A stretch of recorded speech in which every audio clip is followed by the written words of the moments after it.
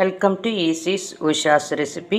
இன்றைக்கி சிம்பிளாக ஸ்டியூ பண்ண போகிறோம். அதுக்கு தேவையான பொருட்கள்: நீலவாக்கில் நறுக்கின ஒரு வெங்காயம், பட்டாணி, உருளைக்கிழங்கு, பீன்ஸ், கேரட், இஞ்சி, பச்சை மிளகாய், கருவேப்பிலை, மல்லி, தேங்காய் பால் ரெடி ஆகிடுச்சு. 2 ஸ்பூன் ஊற்றிருக்கேன். அது காஞ்சதுக்கப்புறம் நம்ம நறுக்கி வச்ச கருவேப்பிலை, இஞ்சி, பச்சை மிளகாவை போடுறோம்.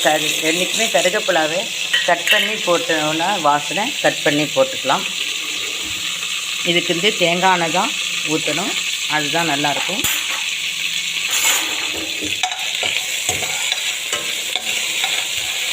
அப்புறம் நீல வாக்கில் நறுக்கி வச்ச வெங்காயம்.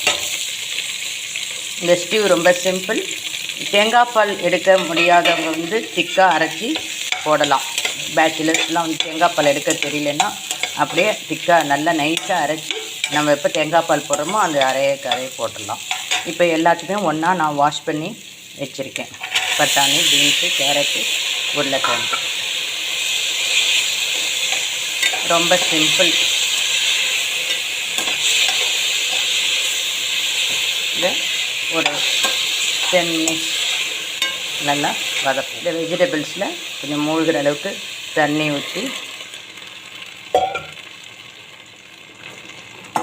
ஊற்றி உப்பு போட்டு நம்ம குக் பண்ண வைப்போம்.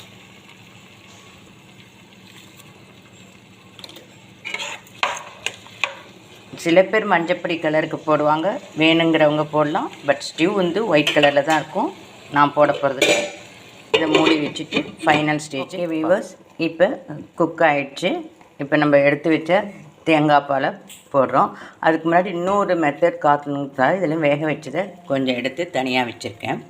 அது நம்ம தேங்காய் பால் எடுக்காமல் பேச்சுலர்ஸ் பண்ணணும் அப்படின்னாங்கன்னா இதே டேஸ்ட் தான் வரும். திக்காக அரைச்சி வச்சுருக்க தேங்காவை அதில் போட்டலாம்.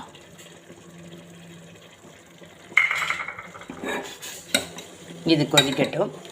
இங்கே நம்ம எடுத்து வச்ச தேங்காய் பால், ஃபஸ்ட்டு தேங்காய் பால் தான், செகண்ட் தான் எடுத்து வைக்கல. ஃபஸ்ட்டு தேங்காய் பால் போடணும். இதிலெல்லாம் மிக்ஸ் பண்ணிவிட்டு ஒரு 2 மினிட்ஸ் கொதிச்சோடனே லாஸ்ட்டு ஸ்டெப் பார்ப்போம். லாஸ்ட் ஸ்டேஜ் 2 மினிட்ஸ் ஆகிடுச்சு. ரொம்ப தேங்காய் பால் ஊற்றினா ரொம்ப கொதிக்க விடக்கூடாது. அதே மாதிரி அதுவும் அந்த இது ரெடி ஆகிடுச்சு. இப்போ 2 உடச்சி வச்ச மிளகு போடணும். ஃபைனல் ஸ்டேஜ் போதும். இறக்கச்ச 1 ட்ராப் தேங்காய் எண்ணெய்